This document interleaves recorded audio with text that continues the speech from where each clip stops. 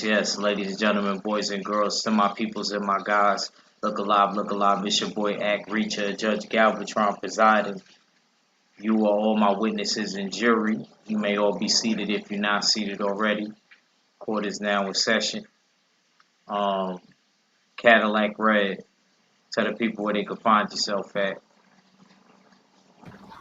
Shit, y'all already know, man. Supreme Beast Boxing Talk right here on YouTube, Mondays, Wednesdays, Fridays, 4:15 Eastern Standard Time. We bullshitting on the Beltway.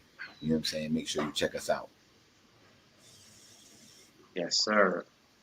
Before I come to the rest of the brothers, salute Mark Nash. Salute Mark Wonderlich. Salute Daryl Deloach. Salute Pink Meadow.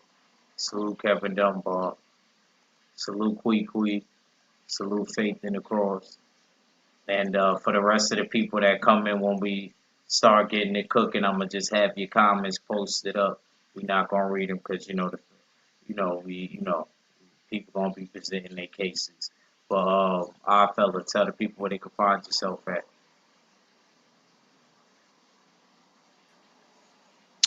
And y'all know what it is. It's your favorite yet your most hated defender / prosecutor. Back for another edition. Episode 19, Boxing Night Court. Salute to the jury, first off, you know what I mean? Salute to the prosecution. And of course to Judge Galvatron. Y'all know what it is. Just a reminder, it is a usual suspect ting. Let's get it. Yes, sir. And a special guest with us today, my brother, Cali Enigma. What's up, bro? How you been? I'm good, man. What's happening? Tell the people where they can find yourself at. Oh, man, you can find me at the Cali Enigma on YouTube, on Twitter, and on IG. And you know what I'm saying, man? Just, y'all see me around. You see me. I speak on those multiple subject matters. You know what I'm about. Y'all know me. Just show the shit. Yes, sir. Down business. Wow. Yes, sir. So man, let's get into the first case on the docket, if y'all would. Indeed, first case on the docket is the LDBC versus Efetobor Wesley Apochi, the Nigerian pit bull. Mm. I will be defending F.A. Apoche in this in these proceedings. First off, I would like to hear the charges against my client. I'm kind of thinking that I understand what the charges are going to be, but let's make it official. If the prosecution can lay down what the charges are for my client. Counselor Enigma. Prosecutor Enigma. He is definitely being charged with Americans by pretty much going with using the same tropes as other Nigerians, or should say Continental athletes, especially Nigerians. It's pretty much making fun of the fact that we were brought over as slaves. And I mean, at least he didn't use the word akata, because that would have been a death knell, but he might as well have had. He said that he didn't come over on a ship, he came over on a plane. So, and he's like, he's a real African. Cool. Like I said, so just a total disrespect and then unnecessary shot when you get ready to fight a Black American. All right. Judge, I will also like to add reckless lip jabbering. It's been a plague of that going around with these young fighters. You know what I'm saying? That is definitely a charge that I will have to say Pochi is guilty of. Objection. Uh, There's no criminal charge with blabbering your mouth. There's plenty of fighters that blabber their mouth and they're not on trial. Absolutely, defense, you are correct. But when you blabber recklessly with the lips, that's when it becomes a charge.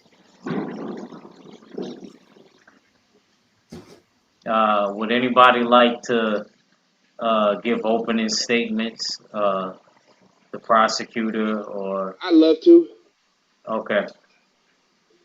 Um, First, let's go and let's speak about this gentleman, and let's speak about. And Callie, you're allowed to show exhibits, prosecutor, if you want. If you want to use them, I'm just letting you know. If you know,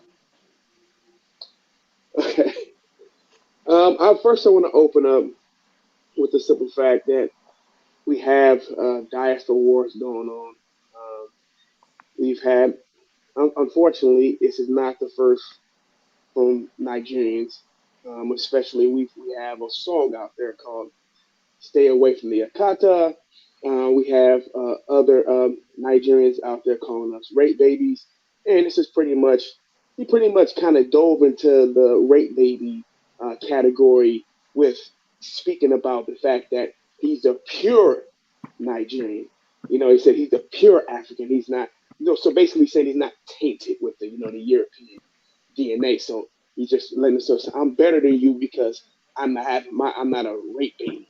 So I want to put that out there. I want people to understand that this guy definitely came in with total reckless abandon and total utter disrespect. And his goal was to come in there and he was hoping to win, but he also wanted to pretty much urinate in his face, well, leave fecal matter on the ground, and then walk off as if nothing happened. No, this guy definitely needs to be. Well, he definitely needs to be prosecuted, and we need to take a harsh look at his characteristics. His character is definitely within question here, and anybody who would actually dive into that and use that as a way to pump themselves up, or anybody who would make fun of, of people who have gone through such tragedy is a terrible person. And well, like I said, we'll prosecute that. We'll actually debate this and dialogue with this as the proceedings go along. And of course, jury, you guys will be the ones who's making the decision after all.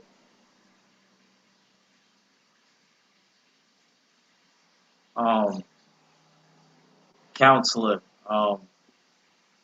anything you would like to cross-examine, or do you have? Yeah, I have my opening statements, Your Honor. Okay, or And that I I also was. like to check one point that counsel made with regards to being rape babies. Um, I like the jury to note that that wasn't said. This is the assumptions from the counsel. This is how the counsel feels. This is not the fact of the matter, which would what was said uh, by my client. My client, Efetobor Apochi, a 33-year-old Nigerian cruiserweight. He was the Nigerian national team captain. All right, the captain of his team. Um, had many successes back in Africa, winning different all African medals and whatnot. I'm not sure about his Olympic pedigree, but once again, he was the captain of the national Nigerian boxing team, which he holds with a lot of pride. He came over here in 2017 by plane, which is a fact. He didn't come by boat, he came by plane. Okay? In 2017, he started his career in Texas, where many Nigerians in the diaspora decide to go. Whether Houston, there's a lot of Nigerians in New York City, there's a lot of Nigerians in the DMV area. But F.A. Apoche decided to go to Texas to further his boxing career. Understand that these comments about I didn't come here by boat, I came here by plane, was a reaction. It wasn't just a reckless statement just to shit on your foundational Black American. This was a reaction to a statement that was said to him. This was a reaction that could have been said to a guy like me. And it was. I've been questioned if I'm a real nigga. I've been questioned if I'm a real nigga. Understand? Efatobi Apoche, my client, responded.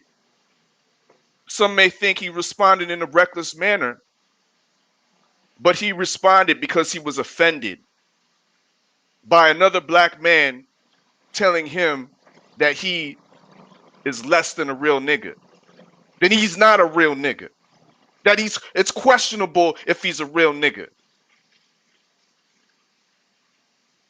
With that being said, Your Honor, I'll end off my opening statements and we'll further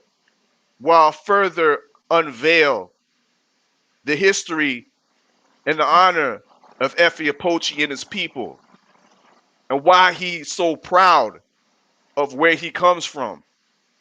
I'll further illustrate the so-called miscommunication. I'll further illustrate the double standards that an African cannot talk on America, talk to another African American on soil with any type of spiciness, but an African American can talk to an African with spiciness. I will further illustrate that through this court. Your Honor, that's all I have for my opening statements. Thank you.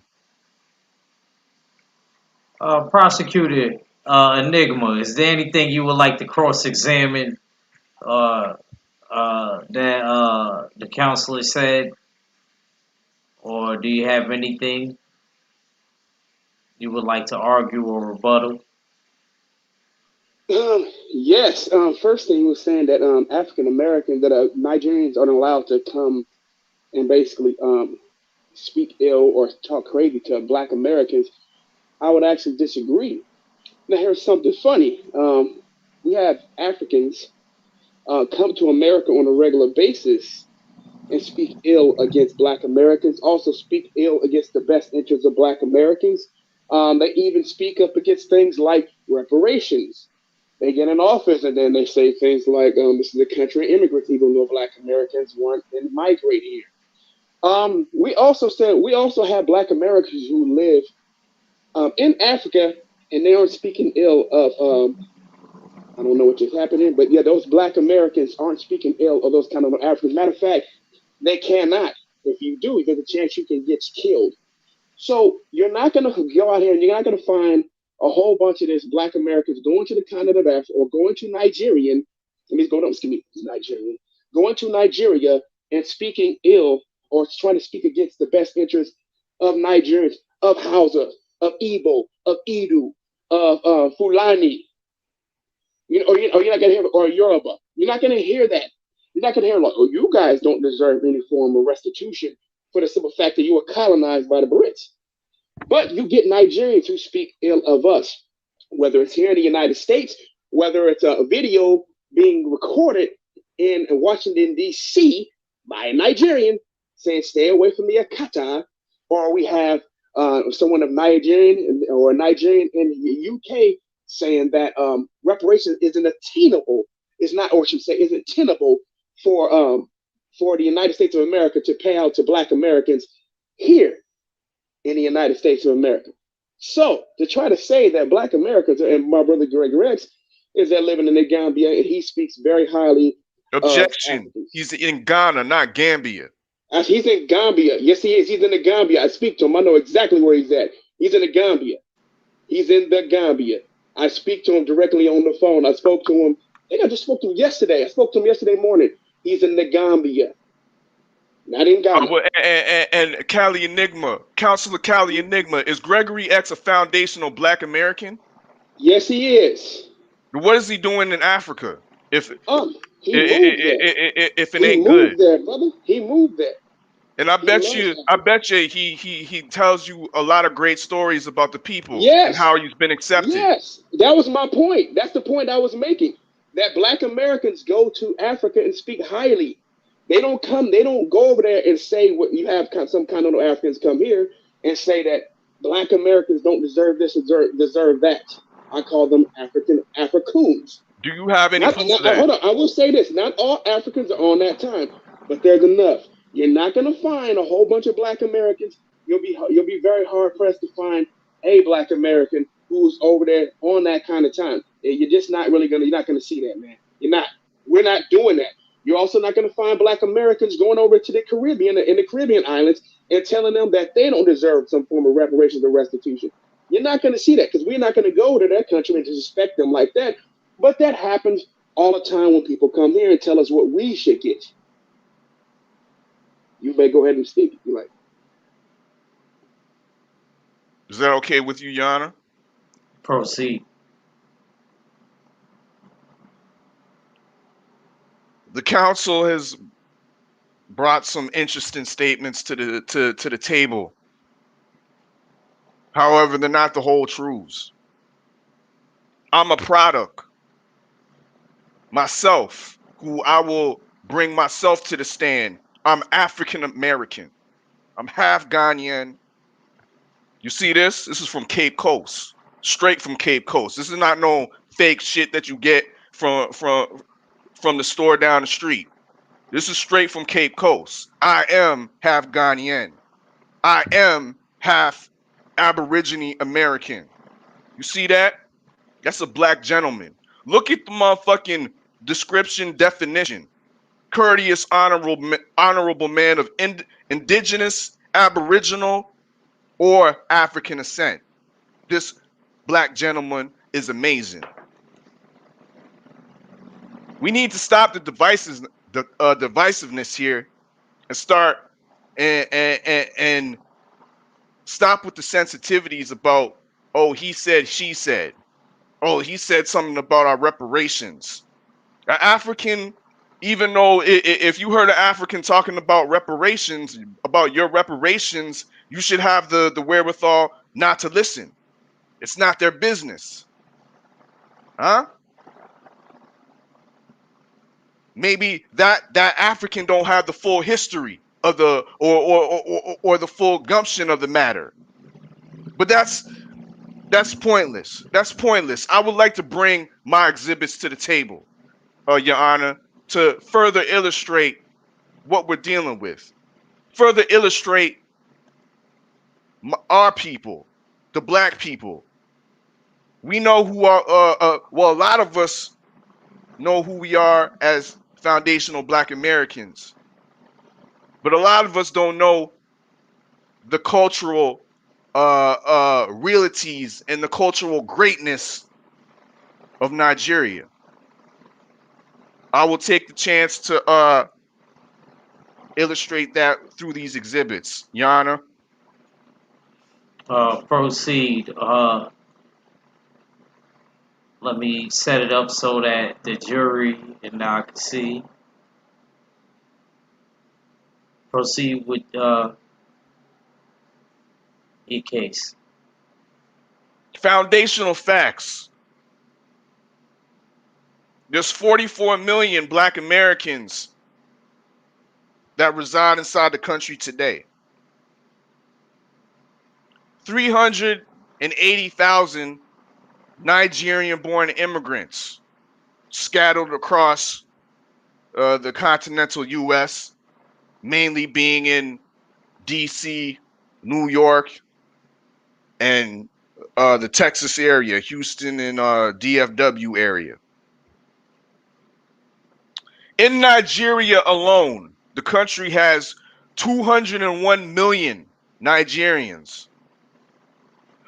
Of that 201 million, 200 million are black.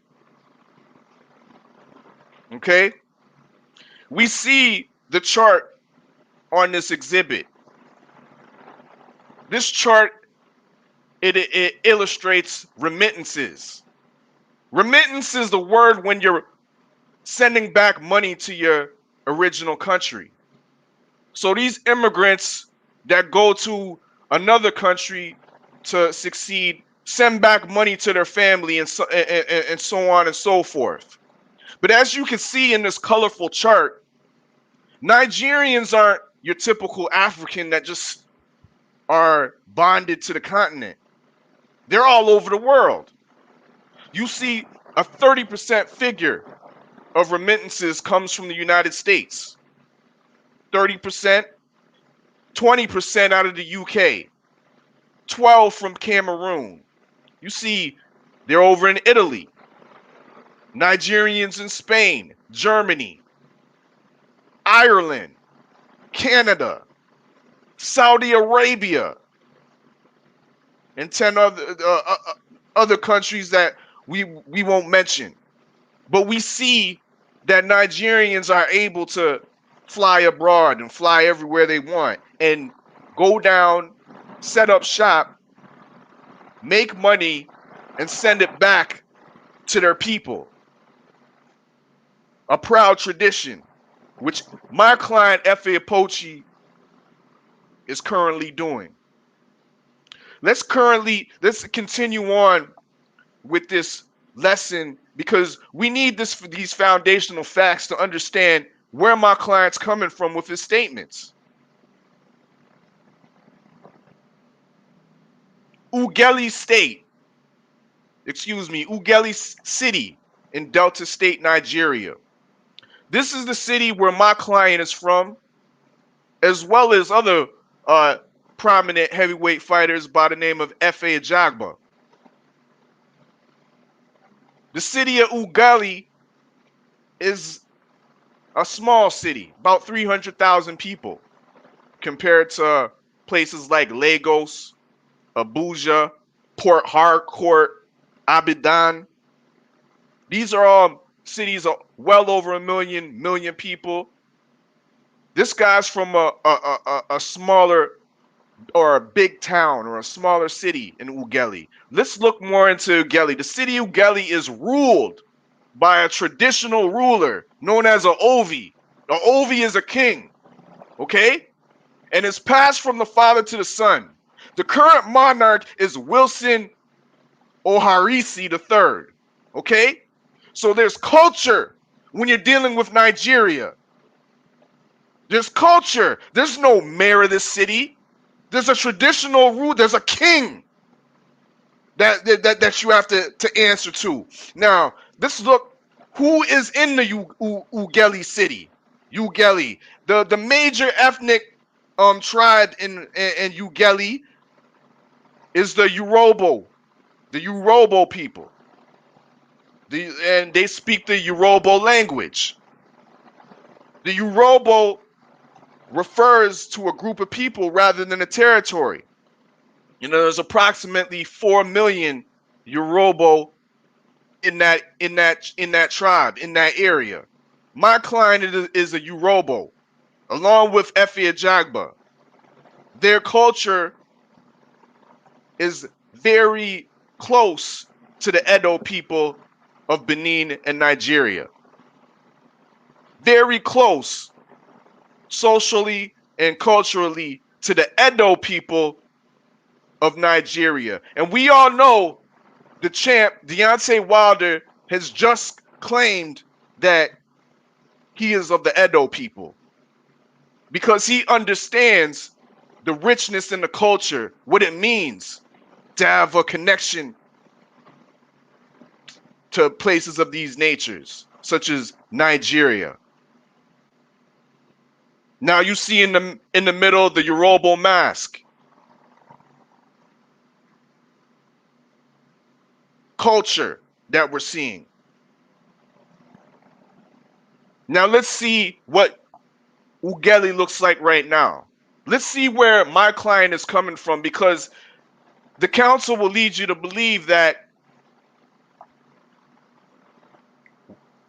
Efeto Warapochi was struggling to come over.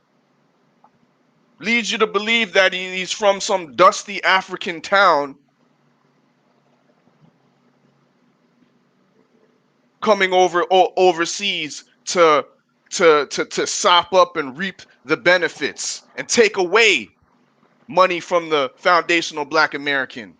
But let's see where Ugali is right now, the state of Ugali.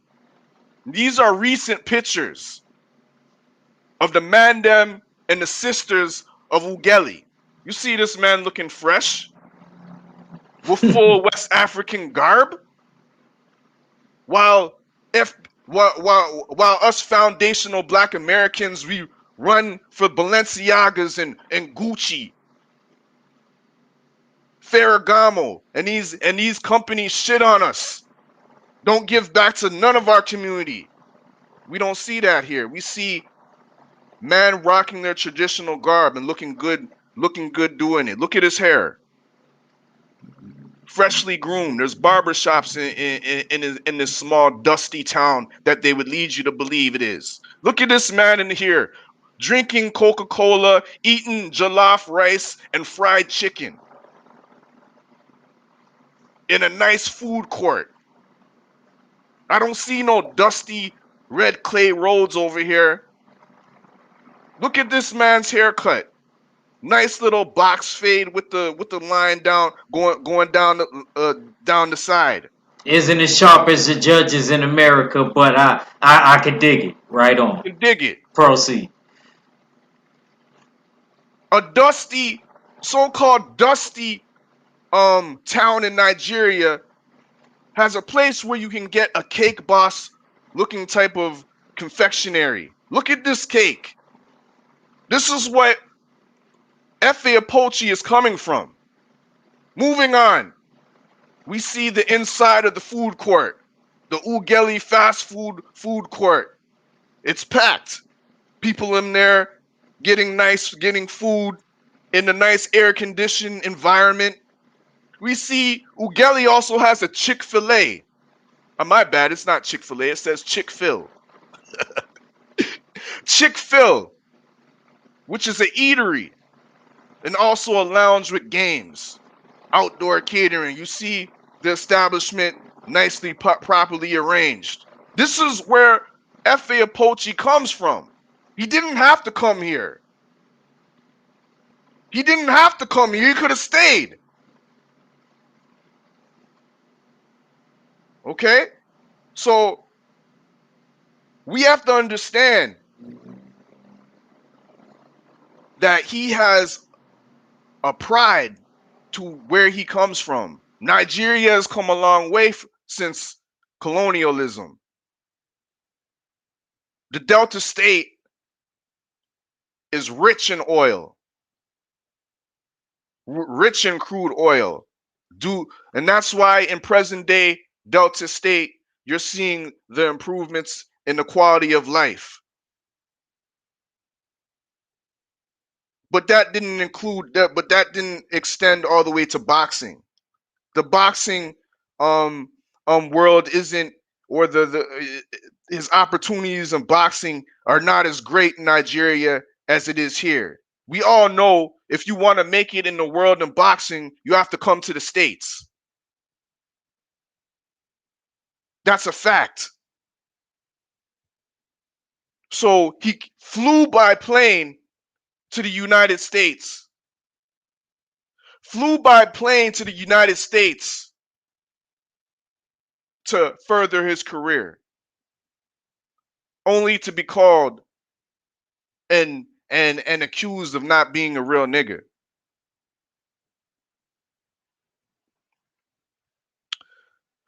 I will take this time to bring myself to the stand.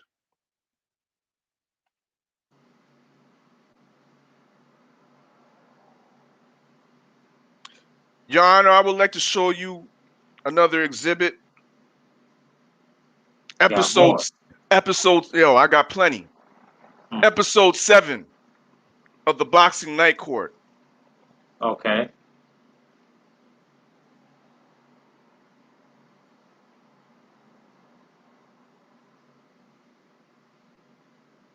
In this, you will hear certain members of certain foundational black Americans discrediting the blackness of these people on the screen. I was alluding to Bud Crawford fights black fighters, but for a lot of these foundational black Americans, that wasn't good enough. They wanted Bud to fight African American fighters. You could hear through the video of foundational black Americans saying that these guys aren't black. The the stupidity of some of these comments. And it's why guys like Efatobi Apochi has the confidence to come back and clap back and say, I flew over here. Don't talk to me like that. But let's play this. Please. Need to learn how Now, firstly, you see Felix Diaz. You see his big old nappy head afro, but niggas don't want to say he's black. I beg to differ. Black man from the Dominican Republic. Yes, he speaks Spanish, but the nigga is black. You know what I mean? Next, you know what I mean? We got Thomas Delorme. At the time when Bud Crawford fought, my client fought Thomas Delorme, he was 20-1. Upcoming prospect, and not even a prospect, he was a contender. Thomas Delorme is originally from Guadeloupe. Y'all know where Guadeloupe is? It's in the Caribbean. It's in the Caribbean. Stop it. He was the. What are you objecting? What are you objecting? I'm educating you right now. He's born in Guadeloupe, nigga. He's born in Guadeloupe and was raised in Puerto Rico. Man, Thomas Delorme, man, I didn't understand shit he was talking about. Y'all, the man is not black. Shall I play any more, Your Honor? Because I can play when I got verbally attacked by foundational black Americans. They reminded me I'm not full American. I'm only just half. They probably didn't even realize I'm half American. But they reminded me quick that I'm different. I'm not real. I don't know these fucking streets. I was attacked, called a Canadian sucking on moose cock and all this shit. This is the ignorance that I had to deal with. But the council will say, oh, we don't do that to the immigrants or to the Africans or to people that are non-foundational black Americans. We don't do that. I lived through it. Huh? Let me tell you a story about myself. Okay? From a young age, I seen discrimination. You know what I mean? Not only through the white folks, but through my own fucking family. Huh? I have 3 aunts in Detroit. All of them still in Detroit. Salute to my one aunt, Darlene. But the other 2, fuck y'all. You know what I mean? But y'all built me into the beast I am right now. You know what I mean? Because I remember y'all saying I wouldn't be shit. I don't know nothing about these things over here in Detroit. You know what I mean? Because I'm a little Canadian. Right? But I turned the tables on y'all niggas, huh? I remember Christmas time, rest in peace to my grandmother. Christmas time came, and my first cousin, shout out to my cousin Demetrius, stay true Meech, huh? He about 5 years younger than me, okay? 5 years younger than me. I was about maybe 16, 17. He was about 11, 12, okay? Christmas time comes. The presents, we're all unwrapping the presents. This nigga getting FUBU Platinum. Remember Fat Farm was in style. You know what I mean? This nigga was getting Maurice Malone's. So I'm thinking, oh shit, yo, when I open up my gifts, you know what I mean? Yo, I'm be getting them same things. You know what I was getting? Shit, y'all remember Montgomery Ward, that department store? Y'all remember Montgomery Ward, the department store? That's where my shit came from. Oh, the Canadian don't. What this Canadian gonna know about no platinum FUBU? What's this Canadian gonna know about Mesquite and a Nietzsche? He don't need nothing like that. Just give him some motherfucking Montgomery Ward, some Montgomery Ward jeans, and a Montgomery Ward flannel lumberjacket. Yeah, cause I am from Canada. Shit, I gotta chop down trees and shit. You know what I mean? But that's what I was getting. You know what I mean? Because I was looked at as not being a real nigga. But you know what? I switched that up. From getting the Montgomery Ward gears, I started my own shit when I became an age. Let me add to the Your Honor, if you could add to the my exhibit back to the screen, please, if you would. Thank you. Oh, my bad. Let me remove this one and re-enter a new my last exhibit, if I may. There we go.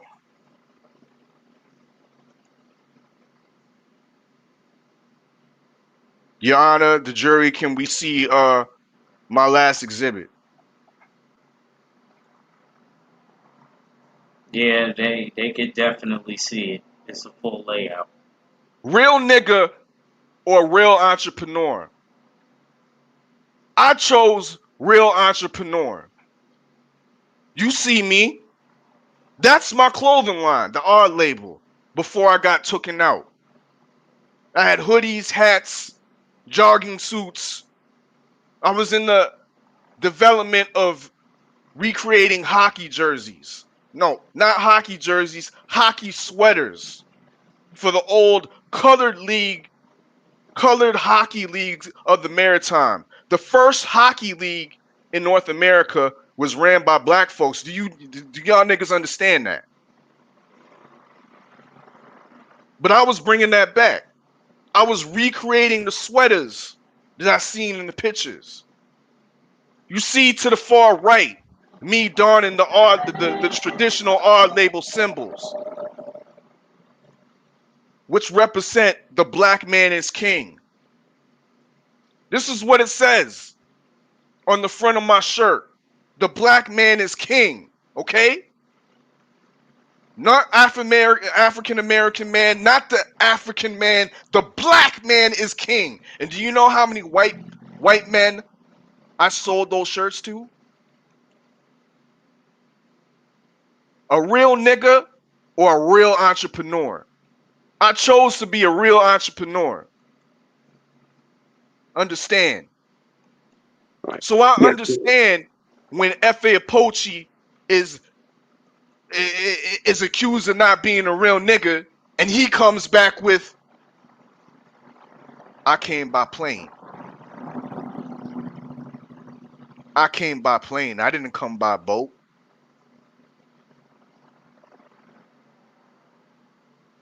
Yeah, let me go on now. I definitely want to go. I want to play something real quick. And by the way, I want to correct something because I never said that black folks don't say something. This okay, order, fellas, order. One at a time. We're not running the game. waited a long time. You just can't come in. You can't just come in when you feel like it. Wait for Were you done? Were you? I'll just say there's no time limits. That's what I'm trying to say. No time limits. Or we just go forever. That's what I'm trying to figure out.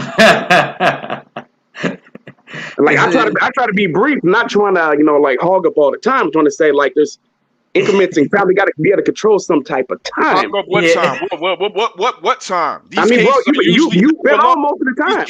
These cases are usually an hour long. Have some patience, brother. Have some patience, and you can go, brother. I'm not planning on being in court for 3 hours, brother. Ain't nobody asking you to be here for 3 hours. I can get you. I can get you on your way in the next 25 minutes. 25. I hope I don't have to wait 25 minutes to go. No, with this when I'm you can go. You can go with it. You can go with it, but please don't interrupt me in my next dissertation. Oh, brother, I didn't speak for like almost a half hour. That's a long time. I'm just saying. So listen, I'm going now. I want to come in now. One thing I want to say this. First thing is this. I never said that Black Americans don't say that. I said that Black Americans do not say that in your countries. We do not go to your country and tell you what you cannot get. Listen to what I said. We do not tell you that you can. We do not go. Do we go? Black Americans go to Canada and say, you know what? Those Black folks in Canada don't deserve stuff. Do Black folks go to the Caribbean? Do we go to Caribbean islands? If they did, would we? I'm order. Let him get through it. It's just annoying me. I'm sorry. Go ahead. You said I'm just annoying you. Okay, I'm gonna tell you what was annoying me was the fact that he was talking that indigenous bullshit, but that's a whole nother subject. But I want to say this. It's also important that you understand that we do not go to those countries. And I understand that not all Caribbean people and not most Caribbean people or most Africans are on that kind of time. But the ones they're very loud. And I'm about to play something real quick. So California has now launched a reparations task force to pay back Black Californians for the plight of slavery. The 9-member task force is working on drafting an apology to Black Californians and working on legislation that could include direct payments to those who are descendants of slaves. My question is, how does that make sense? There is no Black person living in America right now that is held back by some remnant of slavery. We have every single right, privilege, and opportunity that white people have in this country. We do not need reparation. Go back to Nigeria. Go back. And that's what the fuck I'm talking about right there. So how the fuck you gonna come? You're a Nigerian descent. You're not a Black American. And you're gonna come, you're in our country telling us what we deserve. We don't go to Nigeria and tell them what they deserve. We don't do that. We're not in the Caribbean telling what I would never do that. That's disrespectful as hell. That's what I'm talking about, brother. That's the kind of shit I'm talking about. You sitting here getting mad at the something because you were sitting there, you've been picked on by Black Americans. You also know, this is what also I heard from Africans, which is true. Black Americans have called Africans African booty scratcher. But you know what? Black Americans call Black Americans African booty scratcher. And spirit chuckers. We called ourselves that growing up because we crack on one another. That's Black American culture. That's what we do. So all this stuff, man, this is my complaint about motherfuckers coming here and disrespecting us here. That's not happening, bro. That's not happening in the Caribbean. It's not happening on the continent of Africa. It's crazy as hell to me. Like, you sit there and you ignore it because you're emotional as hell, dude. You super emotional, so you just omit information which I said distinctly, which is that Black folks, Black Americans do not go overseas and shit on people in their country and tell them what they deserve. We don't do that. We don't go over there telling you don't deserve reparations. This happens regularly here. We have Black folks who work within the Democratic Party, Black folks who are working the Republican Party, people, politicians in the media, Nigerians. Even people of Caribbean descent who have told us that Black Americans that we don't deserve shit. We don't deserve any kind of reparations. It's not reasonable. It's not tenable. I mean, I'm gonna play another clip because I think this is important as well. Please, and before you play the clip, can you reference it? Can you reference the name? Because to the sounds of me, that person that was speaking sounded white. I don't have no knowledge if that person was actually Nigerian. White. I have no knowledge of that. Her Can the jury see that? Her mom is white. See that? Her mom is Nigerian. I mean, her mom is white and her dad is Nigerian. Stupid ass right-wing Republican bitch. This is what we get. You also, matter of fact, I have a Nigerian who was in the WWE as well, disrespectful towards Black folks. We have plenty. I got plenty of ammo for this shit. I'll be happy to send you the goddamn videos to your IG. You can see it yourself. I'm on my phone, but matter of fact, I'm gonna shoot it to you. I'm gonna shoot it to you in your IG right now. Order. Because when this case is over, I'm done with it, bro. This is here and now. If you want to send something, send it to the jury and the judge so they can see it. Okay, I'll put it in. I have no problems. Matter of fact, I'll send it to your IG act. Since dude getting super emotional over this, super emotional. Once again, like I said, we don't do it in those countries. That's the point. Black Americans are also disrespectful to Black Americans. The same disrespects that y'all get, we do to ourselves. That's the point. And that's where, like I said before, once again you start off getting super emotional. I get it. You're the descendant of a Ghanaian. I get it. So that's where you've been attacked. I get it. I'm not mad at you, bro. I don't hate Africa, bro. I'm part of a fucking investment group. You should, because you sound like a hypocrite. Because about 6 Bro, 8 months I'm ago, not anti-African. you wanted to go Have back. you ever been on my channel much? Order. I want to One say at a this is how I time. know. A couple statements This is how I want to know. from some fool ass Africans, and now you paying Gentlemen, What? order. I didn't- I will once hold again- y'all in contempt, damn it. Order in my court. One at a time, please. Yeah, okay, I'm gonna finish this once again. Didn't I say this? Because if you were to play it, I said not all Africans or even Caribbeans on this time. I said to the ones that are. But once again, I've stated this on my channel. I did a live stream speaking about when Michael B. Jordan was when he was getting ready to use the word Jorvay. And I said one thing is that Black people tend to hear what they want to hear. I never said all, but once again, when you're super emotional, this is what happens. You only hear what you want to hear. And so now you got this thing like I'm xenophobic when I pushed Pan-Africanism all last year on my channel. Look at the logo on my channel. You haven't been on my channel, bro, so you don't know what the fuck I'm about. That's the reality is. You only heard. No. I'm gonna finish. I didn't ask you to speak. Order, counselor, please let the prosecutor get through it. I never asked you to speak. You haven't been on my channel, so you're super emotional. So you assume things. You're making multiple assumptions about shit. Because I'm speaking out against those who are conducting themselves in this manner. I never did a whole broad brush. I made sure to distinguish between the ones doing it and the ones who are not. That's a fact. And matter of fact, when you replay this, you're going to go back, you're going to feel dumb because that's exactly what I said. I said, not all of them are on this kind of time. I'm talking about the ones. And I also said, not the majority. I said the overwhelming majority are not on this time. But I said the ones that are loud, brother, loud. But once again, you're not listening to that. You are tuning that out because you're pissed off, because you've gone through some emotional stuff when you were a child. That has nothing to do with it. Ain't nobody pissed off. It has not. Once again, you're talking when I'm talking. I didn't ask you to talk. Order. I never asked you to speak. Right now, personally. Order. You're talking about me right now. You're talking about me right now. I ain't talked about you. Bro, Now you I didn't get personal. about See, you're getting emotional. You are, because you're not hearing. I'm talking about what you're not listening to me. And you're still not listening to me. You're not. Once again, on my channel, when I did a whole year of Pan-Africanism. Matter of fact, I think I still on my channel that I still have the Cal Enigma with the RBG flag on. It is on my channel. I practiced Pan-Africanism all last year, even up this year. I started to back off of it this year because a lot of Pan-Africans aren't living in reality.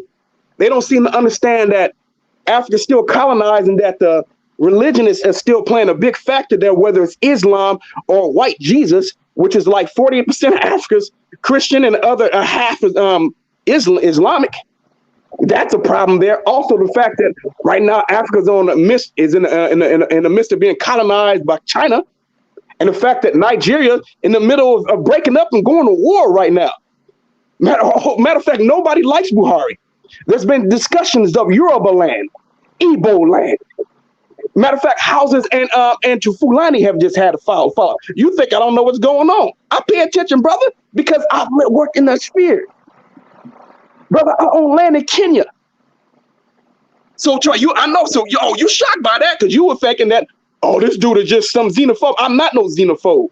That's not what I am going to discuss. Ones who are getting out of pocket, coming into America, getting out of pocket, telling us what we deserve, or speaking ill, or speaking of the fact that we were brought over as slaves. This is the reality situation. Matter of fact, I'm going to play this clip now from this other Nigerian who was also speaking ill of us, and he's not even in America. He's over there in in the UK. Now you gotta ask the question, but he should have just bowed out of this situation. But I have to play this because it's important that people hear this type of stuff. This is the type of discussion that we have. But you're not going to hear Black Americans saying that Nigerians don't deserve stuff. You're not going to hear us saying that. That would not going to come out of our mouth. You may hear Black folks, Black Americans be disrespectful at times and say crazy shit, but you're not going to hear them say, oh, they don't deserve some form of reparations from the United Kingdom. That doesn't happen. You're not going to find that, brother. You're not. So once again, I'm gonna put this on. I got to make sure I got to edit this because I don't want to make sure you get no copyright strike. So let me see when it's ready to go. And I'm gonna turn up the volume. Okay, here we go. Let me turn up the volume. A topic of conversation that is arising a lot more often these days: the idea of reparations. Reparations. Even in the US? In the US, well, remember them. The UK itself had a major role within the slave trade for a long time. People have argued in the past that it's about time that we paid our debt. I think people just need to move on. I think it's good to acknowledge history, and it's important to be aware of the mistakes that have been made in the past. But I think also it's important to not dwell on them, and that's from all sides. Okay, so nobody who's alive now in the Western world, there's minor bits of slavery that still exist, but you know that we're attempting to stamp that out. But generally speaking, nobody was a slave, nobody owned a slave, nobody's parents even were slaves or slave owners or anything like that. I feel like we should draw a line in the sand there and move on. And also from a actual point, I mean, even if someone did make a case for it, it's not tenable to actually implement. So if you take the USA, for example, where that would probably be the best case for it, how on earth would you even calculate who is owed what and who pays what? There's no feasible way, I think, that it would really be done. I think certain politicians are talking about it as a political tool to, gin up votes in certain communities, but I don't know. I'd like to see how they would propose that it actually be implemented. I don't think it's tenable. You must though be aware that there would be African Americans who hear you suggest, of course, it is time to move on, who point out that slavery and the absence of the same civil rights as white Americans are so central to their Black identity that it's almost impossible to move on, to box it up and put it to one side and ultimately, as you're suggesting, forget about it. Yeah, I'm not even saying forget about it. I mean, you can acknowledge something that you can. I mean, the thing is, if you're going to talk about slavery, how far are you going to? Every race of people has been enslaved at some point in history, and every race of people has enslaved people in history. I think when people talk about slavery, they always think specifically about slavery in North America, but I mean, the word slave itself comes from Slav, so from Eastern Europeans. So there have been white people enslaved, there have been Arabs enslaved, there have been, and it's, I think part of that conversation is because people view it in such a narrow lens. So if you were going to really go back and do that, you'd have to really look at everybody's history. There will be Black people who you'll find who their ancestors were slave owners and were selling slaves, and you'll find Arab people in the same situation. You'll find white people whose descendants who are descendants from slaves, and so you'd have to expand the whole conversation to millions and millions or billions of people, and I don't know how you'd find out who it was what. Sorry about that. But that right there, this guy's in the UK telling us that I don't really think it's tenable. I think we should just move on and just cast it aside. You're not going to hear people telling Jews to do that. You're going to have telling Jews that they didn't deserve any form of reparation to what they got. But that's my problem. It's like, why does always like this disrespect happen here? Or even over there in the UK? Why would you say that about us? What that it's not tenable, that we don't deserve? I don't get it, man. This shit is crazy to me, man. You got folks saying we don't deserve it. We need to move on. Why? I would never say that Nigerians don't deserve reparation. And once again, of someone of the Ghanaians, I would never go to Ghana and say the Ghanaians don't deserve some form of restitution from the United Kingdom or Africa. Africa deserves reparations and restitution from Europe. Period. Period. You're never going to hear me. Matter of fact, I always say that Africans shouldn't even pay back those loans, because if you think about all the resources that have been removed and taken out of Africa, there's no way that the United Kingdom can ever pay back. Matter of fact, I look at it as Europe is actually indebted to the continent of Africa. I look at it the same thing that Europe is indebted to the Caribbean. So I would never go and say, oh man, they don't deserve this, they don't deserve that. I don't do that. And that's what I'm talking about. That's my main point. You're not going to hear Black Americans saying that those people, that it's not tenable, or it's they don't deserve that, or they need to move on, that type of shit. You don't hear that kind of conversation.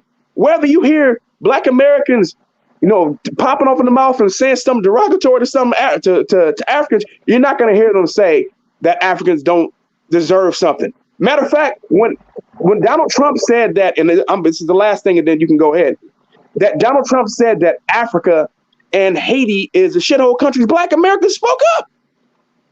We spoke up. So, man, come on, bro. This is not the same goddamn thing. Your Honor, I heard two references. He played two exhibits, and two exhibits, I have to be honest, didn't sound like foundational Nigerians. They didn't sound like foundational Nigerians. They sounded Caucasoid to me. He admitted the one was half Caucasian, half Nigerian. The second one didn't sound like a foundational Nigerian to me. But he wants us to believe that Nigerians well, maybe he's not saying the whole of Nigeria, but a lot of these African Nigerians are coming over saying what you should have and what you shouldn't have. I didn't say a lot. Then what did you say quickly? I said some. I said some. No. I said some. I said some, but I said a very vocal minority. I said the majority of them are not on that kind of time. I continue to say this, and it continues to not be heard anyway, because it's about emotion. Emotion. You're confusing emotion with passion, because if I was emotional, I wouldn't be making sense at all. Your Honor, let me move to my next exhibit and show you some of what I think it goes over our heads a little bit. However, it could be viewed as disrespect to the African.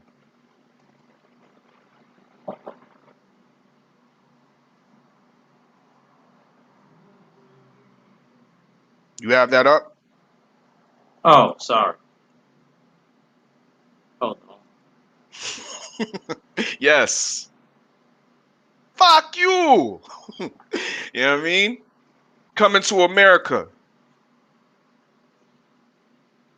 Great. I love I love the first one. And I kind of like the second, you know what I mean? But let's be real with these movies. There's not one African that plays in it, stars in it. Not one. But they're depicting African characters. The King Joffrey. He's not a real African, foundational African. The mother, she's not a foundational African. Simi, we all know him as Arsenio Hall. And of course, Eddie Murphy. But these are almost can almost be viewed as a mockery. See, I'm hearing some feedback in the background. If somebody can mute their mic. This could be looked at as a mockery to the African, because they're not totally depicting African culture. They're depicting almost African culture from a lens, from a white person's view. We can go to the movie Black Panther, which doesn't enlist any Africans as well. You have foundational Black Americans playing Africans. Even in the movie, we have the African American that takes that comes over to Wakanda and wins the battle with what's his name, T'Challa or whatever his name is. Wins the battle and becomes the king, rightfully becomes the king. And what is the so-called emotional foundational Black American do? When he went back to the ancestors to see his father for the last time, when they do that ritual, he came back and burned all the flowers that they used for that ritual, because there was no respect for the culture. No respect for the culture. And this is the views that we're seeing in these Hollywood movies that are pumped to millions and millions of Black people, millions and millions of people around the world. We are creating the imagery of what so-called Africans are supposed to be like. But that's not supposed to be disrespectful. We want to complain about the words of a few with regards to reparations, when their words don't really influence masses, because I never heard of that. And I know half of the people in this chat never heard of those Caucasian type sounding people that you refer to. But I know everybody in the chat and millions of people have seen Coming to America. Got a spider coming down from the ceiling and shit, trying to fuck up my case. We got Coming to America and the Black Panther, which is all mockeries of what real African culture is. So there I say,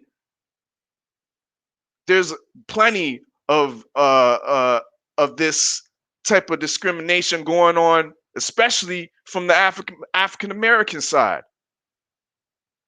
Because let's be real, I have to be real, and the foundational Black American influences the whole world. Influences the whole world. The whole Black diaspora looks to the Black American in a sense for some of their culture, from some of their new culture, because the foundational Black American is the coolest. So with that comes a responsibility not to be chastising the other Black diaspora. With that comes a responsibility to not be the ones that are saying, you know what, you ain't a real nigga. Only we are over here because we done went through this and that. We done went through so-called slavery, went through Jim Crow and all this. So you guys don't know what it is to be a real nigga. We need to put that to an end. We need to unify, whether it's niggas in the Caribbean, niggas in Africa. We can't forget our Polynesian and Melanesian brothers that people want to say that they ain't Black.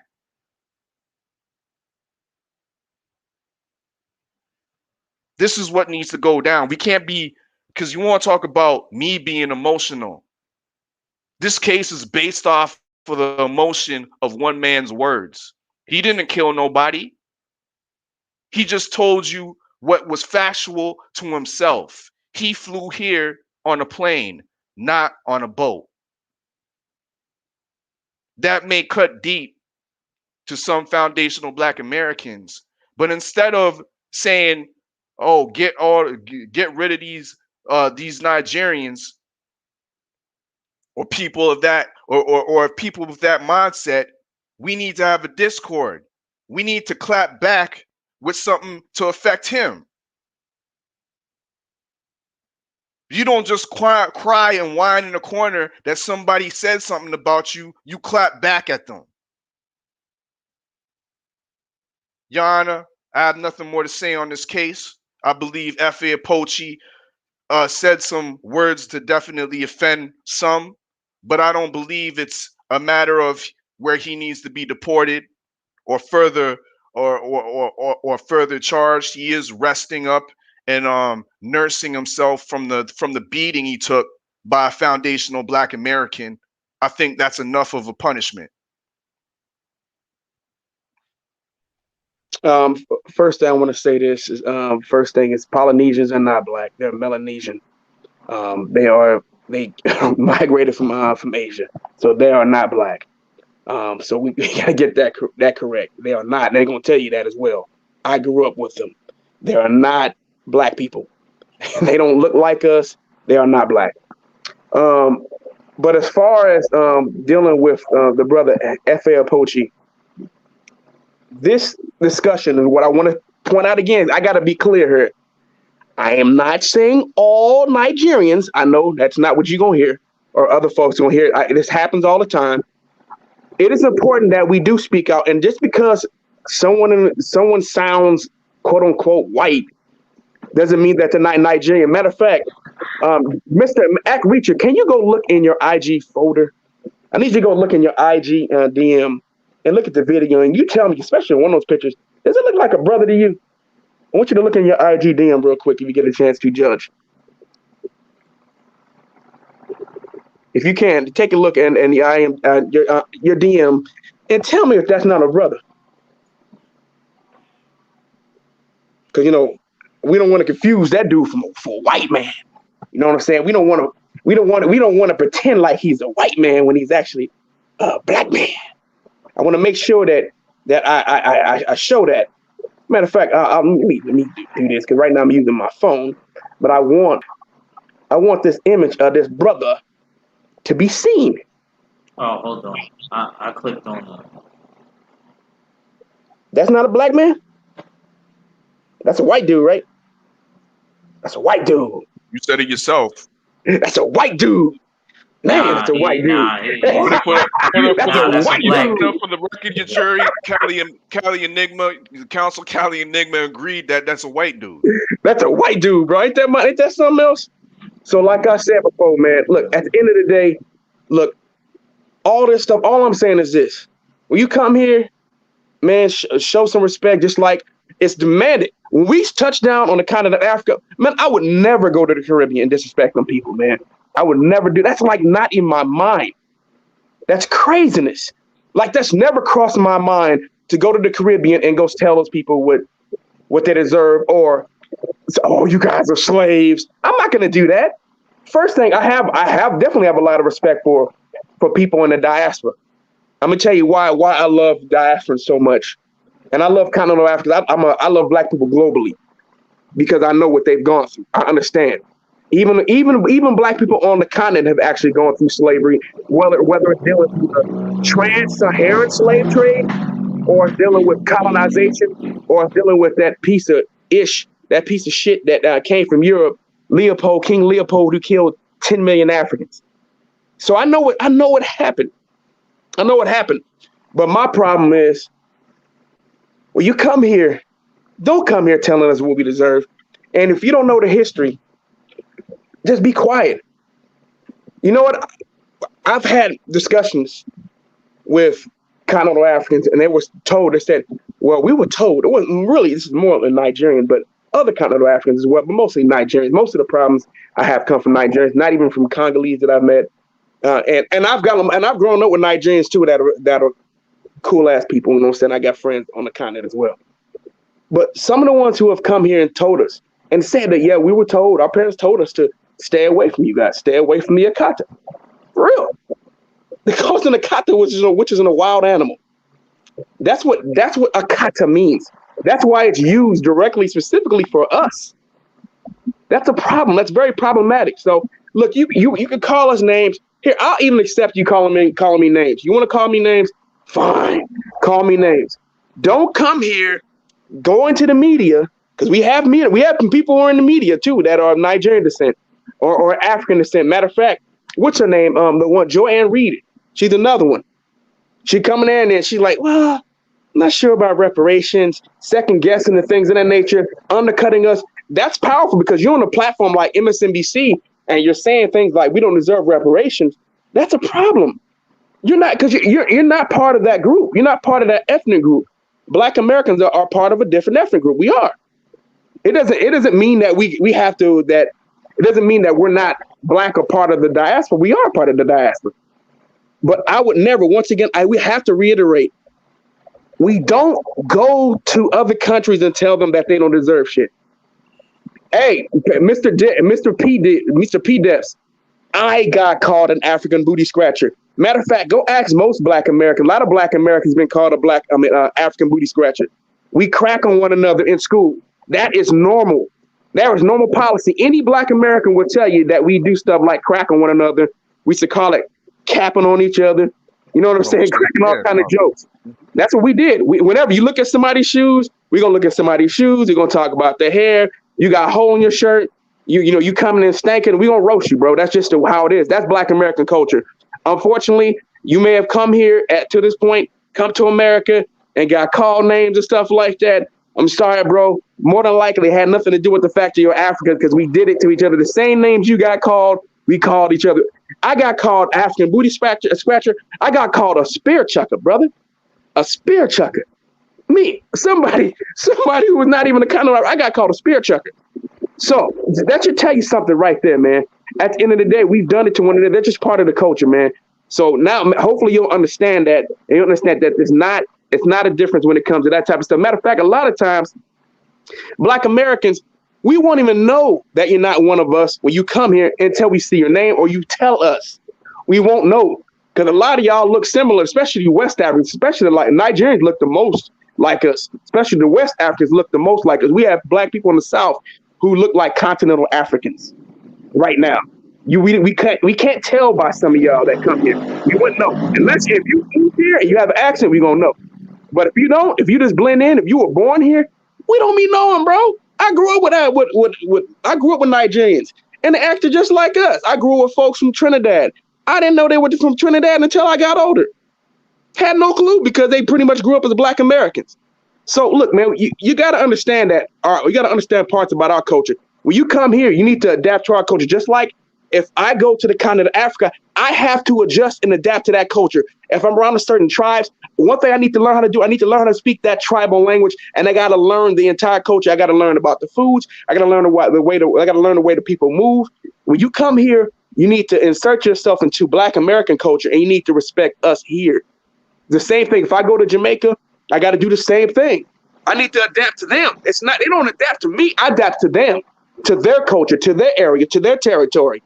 So when you come here, you got to respect the Black folks here, adapt to us here. But what I've seen, especially in this Pan-African spirit, man, unfortunately, in Black America, we have Black Americans who should have Black Americans at the expense of Africans, continental Africans. There's some reason that it's in like Black Americans, we got to adjust no matter what so we got to adjust to people who come here in our country. Then we got to go over there and adjust to them, which is right. And no, when you come here now, it's your turn to adapt to us the other way. You got to adapt to us when you come here. When we go to your place, we adapt to you. There has to be that kind of understanding. Now, I don't know why people have given Black Americans this responsibility that we're only 44 million people. We do not hold responsibility. We are not responsible for the rest of Black people globally. That's not our job. We got to deal with our own problems here. That's not the reality. We can't save Black people. We can't save Black people globally. We can't. We don't have that kind of power, and we don't have that kind of money to do it. My goal is this. This is my. Because I want to put this out. This is my mentality. This is what I believe in. I believe in global Black empowerment, and I believe in Black nationalism. So I believe that Black people here, it's important that we take care of our priorities here, and then I also want to see Black people globally exceed and excel as well. Or if there's things that I could actually help Black people around the world, I would love to do that. Philanthropy work, things of that nature, fine. But if you're expecting Black folks to come say, we can't save the continent, we don't have any power there. So there's this mindset that, not for all, because I know that most Africans don't even think about these. Most Africans ain't even on YouTube. But there are some continental Africans who think that Black Americans can come bring all of this wealth over there and can somehow save the continent. We can't, bro. We don't have any political power there. We can't convince your leaders engage in certain policies, we don't have any power. That requires continental Africans to change the situation that they're in. As of right now, if you look at Ghana, I mean, they have problems, but they're pretty much, their government's pretty much stable. Same thing in Gambia. If you look at Nigeria is unstable as hell right now. They're on the brink of war. Right now. I mean, their actions that have taken place has been very, very detrimental. And I would be surprised if Nigeria remains a nation as is. The splitting of Nigeria is, to me, it's bound to happen. It's bound to happen. It's just far too much tribalism, far too much corruption, and there's too much anger on as far as when it comes with dealing with the tribes and the continent of Africa. I definitely see Nigeria more than likely breaking up. Diana, I just want to check some points from Cali just before you make your ruling. For one, let me if you can add this, bring this exhibit to your stand. I want to speak on the so-called Polynesian and Melanesian people of the Papua New Guinea. Regardless of what you want to say, these people are part of the Black diaspora.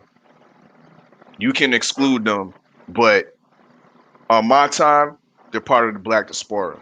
I don't care what your white scientist says about these people, but they're part of the Black diaspora on my timeline. You're speaking of Pan-Africanism. Do you understand Pan-Africanism originated from a foundational Black American? Pan-Africanism isn't from Africa, just like Kwanzaa isn't from Africa. It's an African American tradition, not an African tradition. Okay.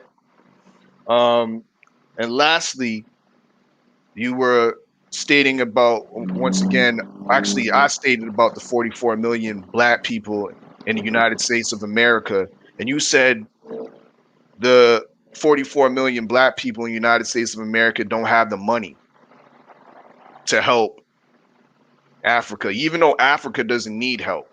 Africa is showing some resolve.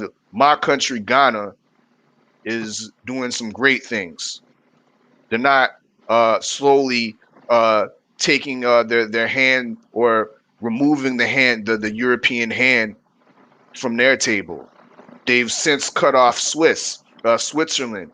They're no longer exporting cocoa beans so the Swiss can have the finest chocolate in the world. Okay? They're producing their own oil. They're producing their own cars.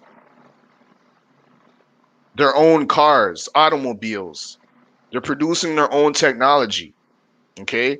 They don't need help from the foundational Black American. In fact, they are in the midst of building the city of return, Wakanda, outside of Cape Coast in Ghana, the city of return for foundational Black Americans.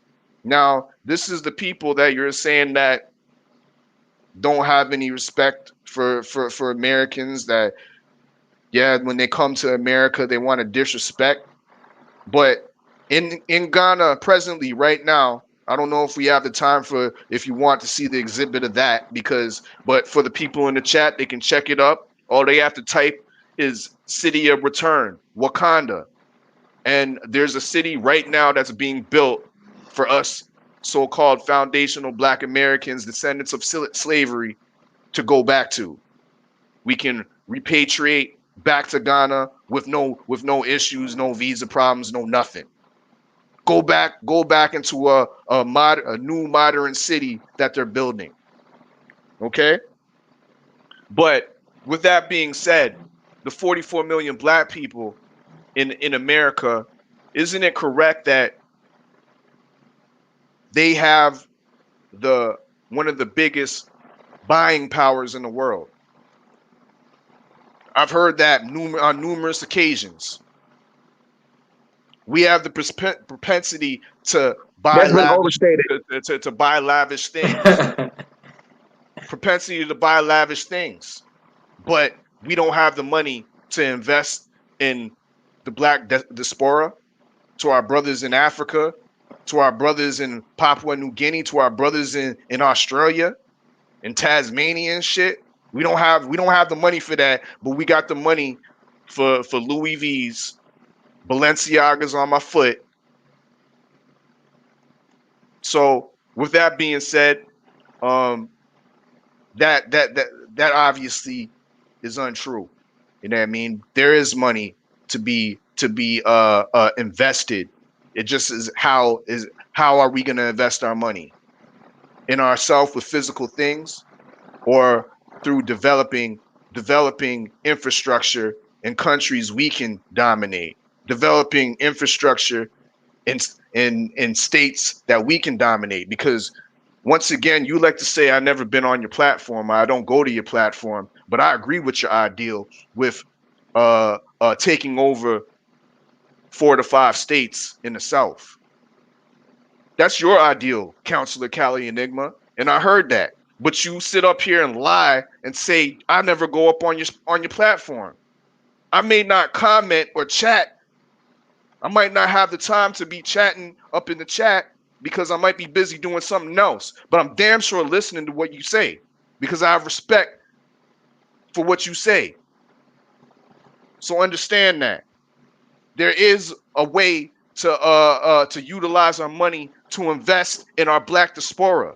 That's not that's not excuse. We don't have people in the right positions. We don't have people in the government to do that. It's time to wake up and take up. You know what I mean? Take by force. We see once again the Ghanaian president talking shit, not even talking shit, putting down the laws to Europe. We're cutting your fucking cocoa bean supply, Switzerland. Your chocolate supply is done. You know what I mean? You said they told France to fuck off the other day.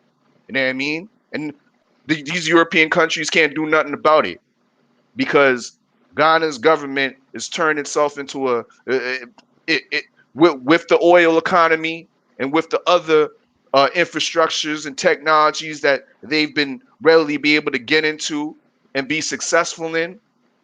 They don't need the hand of Europe. They don't need the hand of China, so to speak.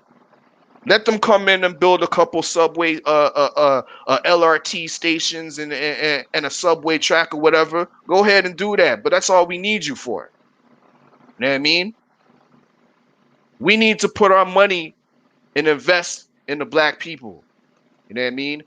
But to bring it full circle right back down to my client, Efe Apochi, once again, he made some disparaging words that may have offended some of our brothers from foundational black American community, but it's nothing compared to the amount of offensive terms that other Africans have taken. Just like I've gave you my testimony, and I'm half American, half African myself. With that being said, I think Efe, his punishment has already been executed retroactively by Brandon Glanton, a foundational black American who took his first O, who gave him his first knockdown, who set him back probably a year because that was for a title shot. Now, Efe Apochi is kind of back to square one. He has to work his way back into title contention. I can agree with that. Understand. He did say once again an offensive comment, but we need to be less emotional and less sensitive to words and counteract those words with proper actions and proper discord. Your Honor, I rest my case, and I hope you show leniency on our foundational Nigerian brother, Efetobar Wesley Apochi. Thank you.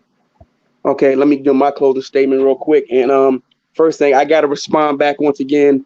The people of Papua New Guinea, they are not black Africans, bro. They are not. I know you don't agree with genetics. but we have a brother by the name of Rick Kittle, who is a black man, foundational black American, one of the world's leading geneticists, who will actually show you from a genetic marker standpoint, they ain't us, brother. They not us. Us black Americans are genetically related to the people of West Africa. That's where the genetic markers show up. And it's just amazing how we just continue to ignore that. We just gonna bypass all that information, all that studies, which is not even the debate in the scientific community. So that brother is an idiot. We got all kinds of black geneticists in the United States of America. All them people fake too. All those black folks, all those black Americans and black women, men and women who practice genetics, who are geneticists, who go to school for this, they're wasting their time. It's all bullshit, huh? I mean, nobody, all the people who say that, they cannot show you how it's fake. Like they can't explain it to you from a scientific standpoint. They won't go to a geneticist and tell them how it's fake. You can't do it because you don't understand. So just because you don't understand something doesn't mean it's real. It isn't real. So I want you to understand that for the simple fact, they are not us. We are not related to Polynesians.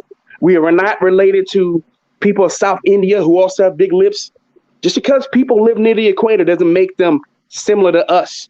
People who live near the closer to the equator you get, the darker people get, the wider the noses get, and the bigger the lips get. Same thing with you see with the people in Central and South America, those people, and the natives here. And also the people in Polynesia. You see all those people with big ass lips, wide noses. But somehow, some way, that ain't true. The bones in the ground and stuff like that. Like I said, I'm not here to try to go into that long debate because we know we're gonna go down a rabbit hole, and I know people don't believe in actual evidence, primary documents of it. It's a religion at this point. But at the end of the day, I agree with you. I think that he's been punished. I think he was beaten to a pulp. Well, I wouldn't say beaten to a pulp. It was a split decision, but he got hit. He almost got stopped. It would have been better if he got stopped. I would agree with you. That's good enough punishment. Matter of fact, as the prosecution, I'll actually agree with you, and I'll say that his punishment has been dealt with and been handed out by our brother Glenn. I'll actually stand with you on that, Glenn. So I'll stand on you on that. I actually agree with you on that. I think he's taken a beating, and I think that loss hurt him. But I will say this once again. You got to remember what I'm saying. I did not say all. You keep saying all these people, and I've stated it over and over and over again. You saying that these people are bad. I never said all those people are bad. I never said all Ghanaians are bad. I never said anything. I said that this is a vocal minority. I said majority. I said this probably like 10 times during this live stream. That the overwhelming majority of Africans that aren't on this kind of time, most of them Africans don't even have YouTube. They're not even thinking about this type of stuff. They're not. They don't have time for it. But the ones who are, that's the ones I'm getting on. The ones who come here and do this, those are the ones I have a problem with. That's what I keep saying. But that keeps getting overlooked. No matter how many times I say it, it doesn't matter. That's not what's being heard. Can people hear me? I said the overwhelming majority of Africans and even Caribbeans aren't on this kind of time. I know that because Jamaican Chalice is a good dude. I have other friends who are also Jamaican as well and Caribbean, and they ain't on that kind of time. And I have friends who are Haitian who ain't on that kind of time. Ain't thinking about doing this kind of disrespectful shit. But I'm talking about the ones that are. I have a right to check the ones who are on some fuck shit. And I just don't understand why people get offended. It seems like a lot of people get offended when Black Americans check fuckers coming in from outside of the country and saying what we should get or being disrespectful in that manner in our country. And then expect us to go to their country and show that kind and show a certain or show a different kind of respect. We must kiss the ground that these other people walk on, but they are allowed to come shit on us in America. No. And first thing, like I said before, I would never disrespect these people in that country. That's not even in consideration. I would never go to Africa and disrespect them people, man. Why? For what? That doesn't do anything. If and when I do go there, I'm definitely going to show respect. And if I wanted to stay there and live there, I would have to get accustomed. One of the first things I would try to do is learn the language.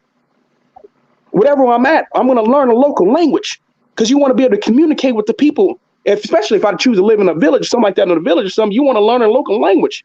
You want to learn a local custom, the culture, because you can learn. Because there are certain things that you can do, gestures you can make, which can be perceived as disrespectful. And that's to cultures all around the world. So it's important for you to understand that culture and understand that language. So people are always making an assumption about how, or what I say, especially when I'm speaking about this, that I'm saying that all, and I don't say all. I continue to reiterate this, but I will say this again, and people will still go on to say that I said all, or I said the majority. And I didn't say none of that. I said from the get-go, it's a vocal minority, but it won't be matter. Once again, I just want people to understand that the ones who come here that are disrespectful, and the ones, matter of fact, you've had Africans come in and tell us that they're better than Black Americans and that they're more successful than Black Americans. I'm like, well, fuck, cool. You want to shit on us? You want to say that we're lazy, and they'll say that Black Americans are lazy. If we're so lazy and you're having so much success, take that success and go fix your country. That's my response. If you're going to come in and shit on me and my people in my country, well, then I'm going to shit on you. I'm not going to your country and doing that and saying, oh, look, Black Americans, ever since we got to Ghana, we're far more successful than Ghanaians. Come on, man. I would never do no shit like that. What does that do? That don't help at all. The goal is if you go somewhere like that, you go help the people. If you go somewhere, and if you're not in a position to help people, you at least go assimilate to the culture. You try to speak to people and understand why we think and conduct ourselves in the manner that we do. Should be the culture. That should be the way that things are done. That's how we should conduct ourselves as Black people. We need to understand each other and the way each other move and show that kind of respect. Instead of Black Americans we got to accept the way people conduct themselves when they move here. No, the adjustment needs to be made by the people coming into this country. If Black Americans go abroad, Black Americans need to adjust accordingly. You need to respect those people. And I've stated this. No, it's not. You do not go to Kenya and tell Kenyans how to act. You shut the fuck up and you go respect them. And you understand their ways. That's not your job. That's not your country. That's not your country. That's not your culture. You are to respect those people and to understand and adapt to them. They don't owe you shit if you move to Kenya. If you move to Ghana, they don't owe you shit. But if you come from Ghana or to Nigeria or Kenya here, you better adjust your ass to us. That's how I move, and that's the way I speak. And that's what I've been saying, and I've continued to state that, but people don't listen to me. Now, I just want to ask my brother, Oddfella, because no matter how much we argue, I love Black people too much. I still love you. So I want to understand. Do you understand where I'm coming from now? No, I hear you. And as the representative of Equatorial Pochi, we're taking your deal. I mean, we'll take the deal for the retroactive punishment from Brandon Glanton, and I definitely hear what you're saying. Definitely right now, but I once again, I hope you heard what I was saying from the side from the non-foundational Black American, that not all foundational Black Americans need to clean up their act as well and stop being so decisive on the whim of one thing that might not hear. We don't throw the just throw out the trash or throw them out like it's trash and say get out of here because you can't assimilate. We gotta find a discord and learn how to help them try to assimilate, so to speak. I can definitely help you assimilate, but if you're... I don't need... listen, I'm not talking about myself. I don't need... No, I'm not talking about you. I'm talking about a continental African, bro.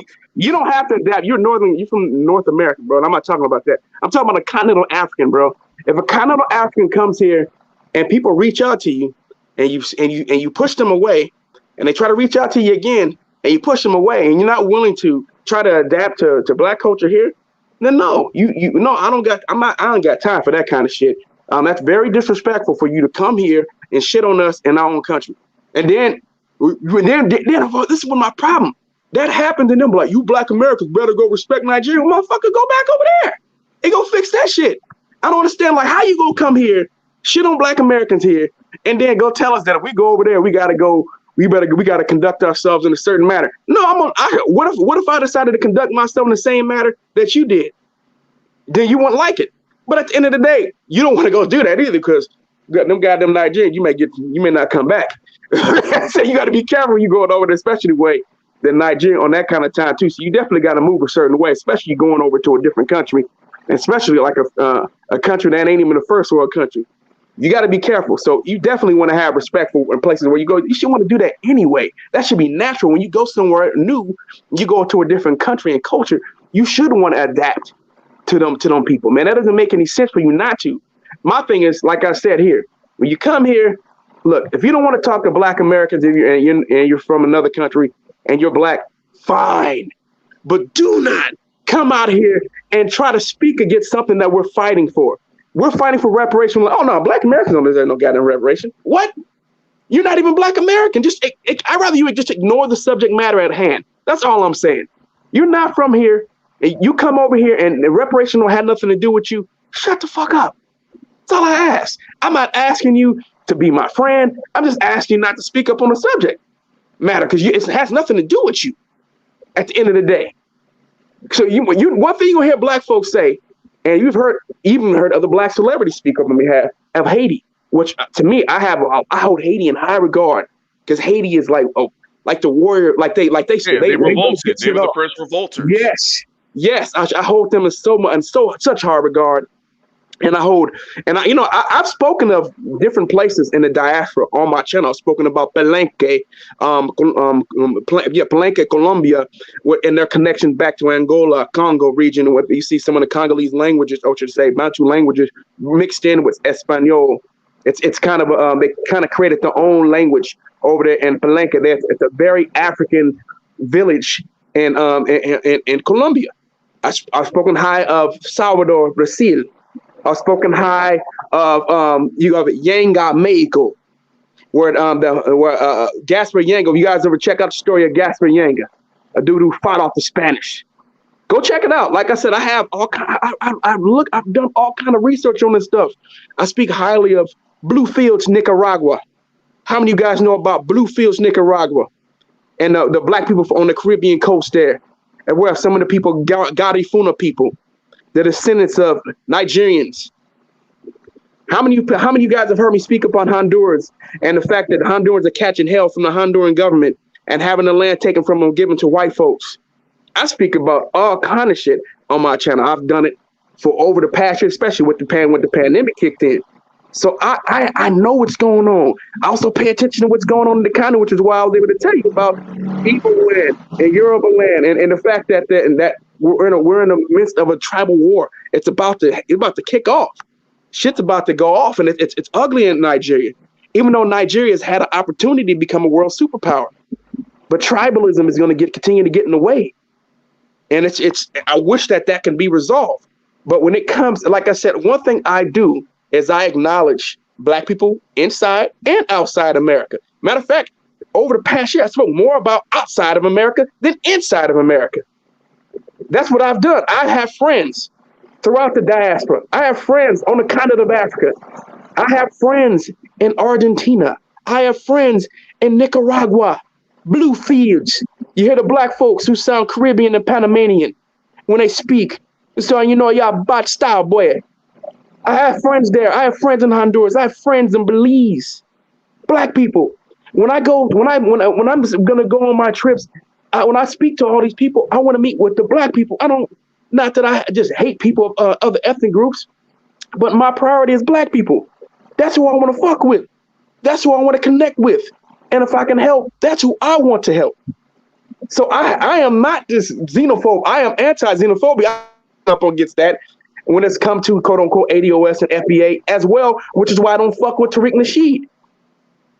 I've spoken about him. A lot of folks have never heard me speak about that on my channel as well. I don't know if you heard that or not, but I have spoken against him a lot. A lot. I am not for the xenophobia. I don't fuck with that shit. That shit is not helpful. Matter of fact, I don't know if Jamaican Chalice is still in here. He could tell you that I've spoken against that dude. He could probably post it in the chat room. He'll tell you that I've spoken up against that dude. So I don't fuck with xenophobia. But once again, I'm not gonna just let people take shots at Black Americans and not say nothing. For the most part, I've let a lot of that shit slide. It's really been recent that I started speaking up against that. Recently. But if you check my past videos, you're gonna see a heck of a lot more going the opposite direction than this one direction. And say, Jenkins Jones, he'll tell you. He'll tell you. I've done a lot of this, so don't get it twisted. Understand? Just because I'm coming at this dude, FL Poche, who was a fuck dude. He is. I don't give a fuck. I don't like dude for what the shit he said. I don't hate him because he's a black man. I'm not gonna do that. But the dude was a bitch. That was a bitch ass remark. It is. That is. I know you don't. I know you don't believe that, but bro, that's implying rape, baby, bro. Bro, I done spoke to Africans, bro, because I done been on so many different Pan-African panels and shit like that, brother. Maybe you don't know, and maybe I can send you some of the videos, bro. But I've spoken to people, fucking deranged lunatic bitch from Equatorial New Guinea. Equatorial New Guinea. She's over there calling black people rape babies and fake Africans and other fucking word. She should what's I can't think of it right now. But she would, just all kind of. So that's where you come back with. You got it's not just her. You clap back with the Equatorial Guinea is one of the epicenters of child molestation. Europe lies in by the. You know what I mean? No, it wasn't just all, bro. I roasted the fuck out of her, bro. Yeah. I roasted her. I roasted that bitch for a half hour. I know, and I had a lot of Africans mad at me. I said, "Come on, bro." I let a lot of shit she said slide for months. I said, I ain't taking it no more. I got it. I'll send you the video. I roasted that bitch for a half hour. I ain't gonna lie, in a Nigerian accent. You goddamn right I did. I roasted her for a half hour in Nigerian accent. I said, you are acting like an Akata. I said, African Fang tribe. You are acting like an Akata. You are acting like an Akata. I don't understand why you can't wait until you get back to the continent of Africa. Yes, I roasted that bitch for a half hour. And it's like, why you do it in the African accent? I like, now, this bitch has been going at black Americans for years now. And she's not the only one. And there's a whole bunch of these cats that are problematic. But like I said before, it's not the majority. It's not even close to the over majority. It's a very vocal minority. But I'm going to clap back at them motherfuckers if I feel like it. For the most part, though, I decided to just ignore them. Other than today, I've laid off their ass and just stayed off their panels and not really fuck with these people. And I got away from the Pan-African sphere because they're not really living in reality. And a lot of their shit is based off in the fact that they believe that God is going to take away power from the cracker and give it to black folks. Like I said, that's not how the white man got it, by killing people. That's what he did it by. He killed a whole bunch of people to get his power.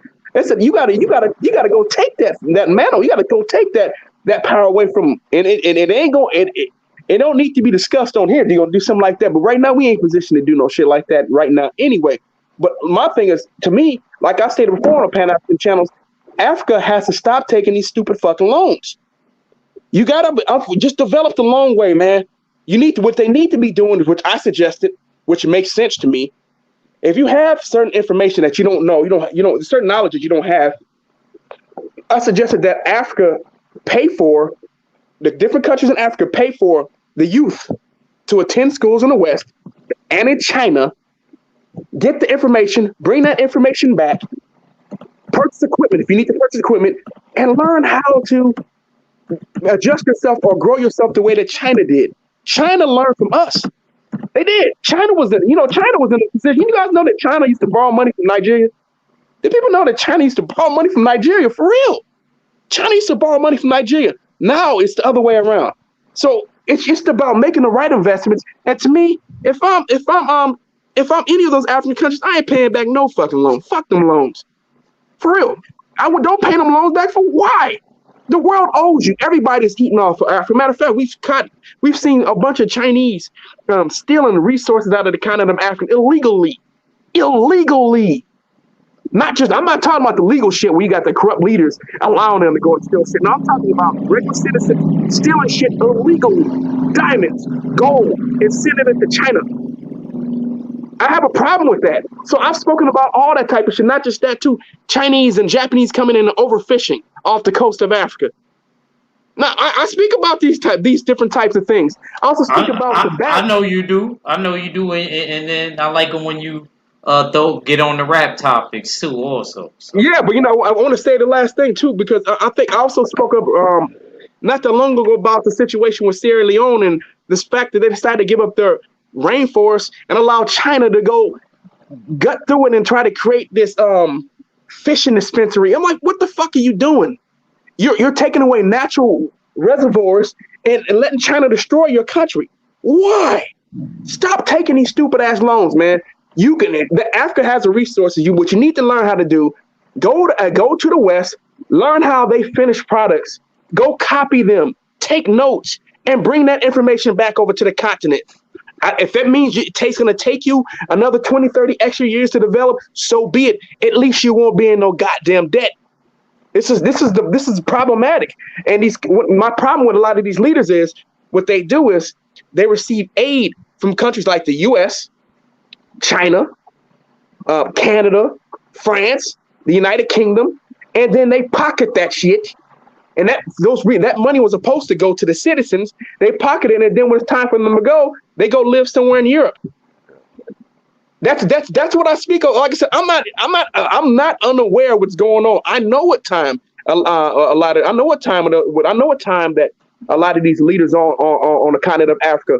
The last great leader that I've seen was John Magufuli, who died, and then of course also like Julius Malema down in South Africa of the EFF, the Economic Freedom Fighters, he's hated down there by a lot of South Africans. Black, I'm talking about the Bantu people. They hate his ass.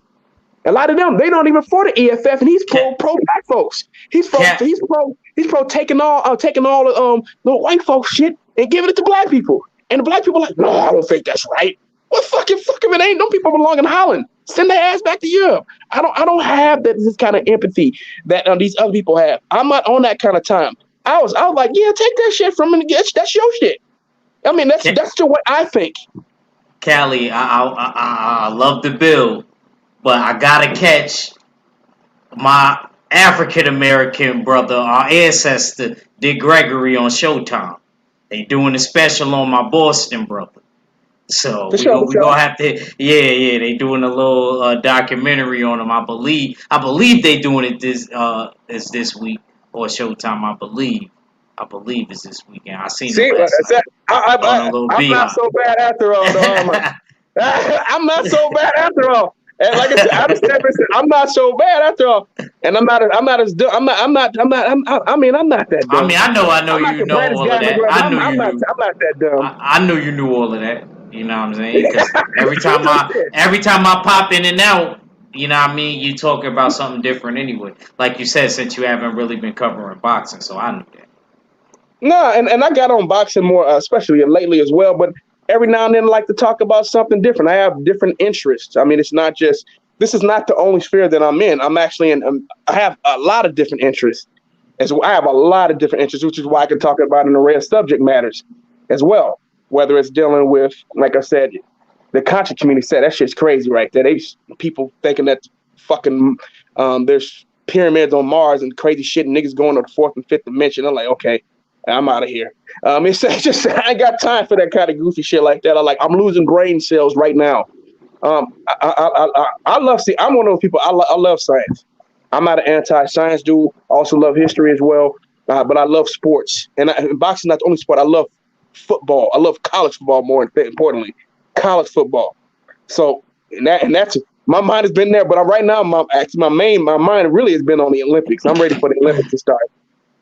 Yes, so before we go, bro, tell the people where they can find you at. Oh yeah, okay. Go ahead. Yeah, I want to know what you want to ask, fella. How do you feel about what happened with Canada? Canada just missed the cut. Bro, man, that hurts, dog. You know what I mean? It fucking hurts, man. You don't even understand. Like, this was our best chance to qualify. You know what I mean? In a long time, because the problem with Team Canada, just to be quick, is like our players never go. They never suit up for the team, and one of those reasons is because a lot of the NBA teams, they don't like letting their stars go. It's too much of a risk for injury. As you see, there wasn't no Shai Gilgeous-Alexander. He's from my hometown. You know what I mean? He wasn't on the team. Unfortunately, Jamal Murray, he was injured. But there was like 3 or 4 good NBA level Canadians that are starters on different teams, like Kem Birch, 6-man, or a bench player like Chris Boucher. that would have made great additions to the Canadian team because they lack size, definitely. You know what I mean? Man, if you had a Jamal Murray, you Shot guys blocking would have. ability. Oh yeah, we would have got in. If you would have got Jamal Murray, you would have got in no problem. If you had Jamal Murray. Yeah, no problem. But that was a heartbreaker, man. To lose the motherfucking Czech Republic, dog. Ah, shit. Yeah, they have no stars either, man. It just you had to make that make sense. I mean, it was a nice comeback though, but it shouldn't have actually been down at all against the Czech Republic, man. That's at the end of the day, like I said before, man. I like Canada, but I missed it. Did RJ Barrett play? Yeah, he was on the team, man. I missed it, man. I missed RJ Barrett, man. But yeah, man, I'm sad though. Yeah, Jamal Murray, man, it made a big difference, man. Because Canada has Canada's one of the up and coming countries as far as basketball. Canada and Australia. So I'm definitely looking forward to seeing what happens with those two countries and in recent future, of course. So yeah, Canada's definitely a playground of up and coming stars as far as basketball, man. We definitely need to keep an eye on that, especially within the next 4 years as well. As far as, have you been paying attention to the under 19? No, not even. I can't even lie. No. Well, I mean, you can check it. It's on YouTube. FIBA basketball YouTube. They've been showing all the games live. Oh, the tournament. Oh, so it's on the tournament. Okay. Yeah, so you get an opportunity to go back. You can go back and you can catch up some of those games. But yeah, man, that's it. Canada's definitely definitely a country to pay attention to. Canada's been coming for a while. Once again, as we see more black people moving from the Caribbean there. Let's be honest, that's the difference. I'm not going to sit here and try to be politically correct. The more black people you get, the better chance you have in improvement. Indeed. Look at France. Look at Team France, bro. It's full of brothers. Yes. You want to look at Australia. I saw Australia. Where all these brothers come from? I said like more Africans started moving over that way. Yeah, Sudanese be going over there, them sides and shit. Yeah. And I was watching Mali play today. I mean, they end up losing because Mali just what I see when I watch Mali play today. You see, especially the West African countries, they have the same. They have those fast twitch muscles just like we have. Which you'll see the fast twitch fibers just like you'll see in the Caribbean and over here over in North America as well, and of course in Central and South America, which you'll see. And what you start to notice is, I was prepared. I said, okay, they can match us from an athletic standpoint. What they don't have right now is the composure and a complete understanding of the game quite yet. Right. But give them another 10, 15 years, I think some of those West African countries will be a problem. For real, will be an absolute problem in basketball, as the NBA definitely has poured a lot of money investing into trying to develop players over there in Africa, not just on West Africa, but the continent of Africa. Mm-hmm. But I see West Africa as a potential hot spot as far as NBA talent in the future, for real. So be aware, be very cognizant, be on the lookout for West African basketball. Connected to the NBA and FIBA. I'm telling you, West Africa, if they decide to just take the best players from West Africa and put them on one team, that may be a real problem in the future. We'll see what happens with that. Maybe to create an ECOWAS team instead of just doing like one country or something like that. I think that might make more sense in the future. You have like the best players from Mali, the best players from Senegal, the best players from Ghana, Nigeria, the best players from Sierra Leone, Liberia. You know what I'm saying? Like you do that, you take the best players from Equatorial Guinea, take the best players from the best players from like Congo and Angola and all. Just take the best players from those regions and create a goddamn super team in the future. And let's just see if you have an ECOWAS team, what does that look like going on the world stage instead of just doing like Nigeria, Ghana alone? Mm-hmm. Just food for thought. See that's the one. That's the way I think. That's the way I think they should do. But I think long term though, it's going to be a problem. Like I said, you see Joel Embiid in here, man. You see a lot of kids coming from Africa, and they fit in naturally. If they get an opportunity to learn over here, they get better quickly. There's a lot of raw talent on the continent of Africa because once again, those are our family members. So you can already see it. Only thing they have to do is come up, just get the coaching. If they get the right coaching, there'll be a problem. There'll be a fucking problem. This is not me stating this. I'm not making this shit up. And I say the same thing about the Clippers. You're seeing it in the league. You're seeing a lot of African last names that once were on the bench now becoming into star players. You know what I mean? Well, look at the finals. Now, take a look at the Milwaukee Bucks. I don't give a fuck about him, quote unquote group. That's a Nigerian. That's a Nigerian. Right? Yes. Look at that. That brother right there. He look at him, bro. Well, I don't know what was. He fits in right with us. My laptop. Don't know what was happening with my laptop. Let's get ready to close this out, man. I don't know what's going on with the weather. We were just talking about developing West Africa, man. As far as basketball in the future, it's coming, bro. If you take a look at Joel Embiid and Giannis Antetokounmpo alone, and I can go beyond that. And to be honest with you, I can go far beyond that. But they're coming, bro. They're coming. I was watching Molly today, and they're becoming better outside shooters. They already got good shot blockers on that team. I'm watching guys develop post game. I've been seeing guys with mid range. It's just about having the patience and developing the IQ. You got to understand how to play the game. When they get that part of the game, they're gonna be there. I'm just telling you, that's the only thing missing.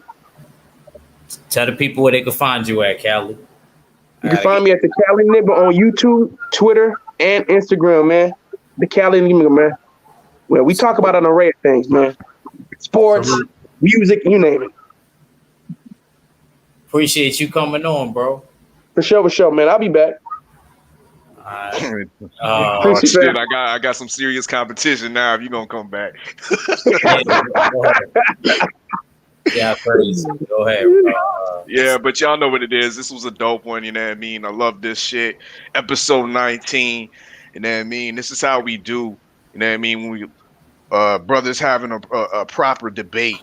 You know what I mean? There was some cutoffs. I apologize for that, but. You know what I mean? I get passionate. That's the half Ghanaian side of me.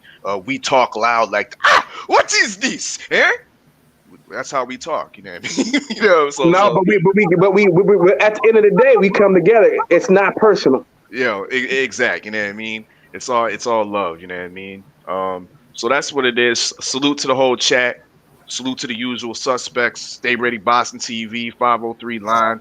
Supreme Beast, Boxing Talk, you know what I mean, Cadillac and KG, and of course, Judge Galvatron. Make sure y'all like and subscribe, you know what I mean, this video right here. Subscribe to the Jab Jamboree. Check me out on Tuesday. I got a War Report listening session. I got Filthy Tarantino coming through. He's going to be dropping 6 singles on my head, so we're going to review that. Check us out, 9 p.m. Eastern Time. I think Ag Reach is going to be there to review with us as well. Yeah, Yeah, so once again, Tuesday, 9 p.m. Eastern Time, the War Report listening sessions. Go check that out. Y'all know what it is. It's your favorite yet your most hated R-Fella. Salute to the whole LDBC, and I'm Gizon. Yeah, man, salute to Cali, and salute to R-Fella for coming through, man. Appreciate everybody that was in the jury today, man. This was a nice one, real funny, man. Look out for us, episode 20 next Sunday. Hey, next time you do a music debate, I'm gonna have to send out a link to our fella. We definitely gotta get him on, man. We start debating like best producers, rappers, all that shit. So I gotta have you on for sure. Oh yeah, definitely. Salute. Send that. I'm down. Yeah, definitely.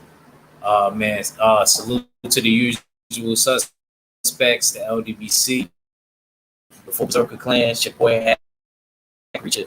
I never see you wrong. We out of here.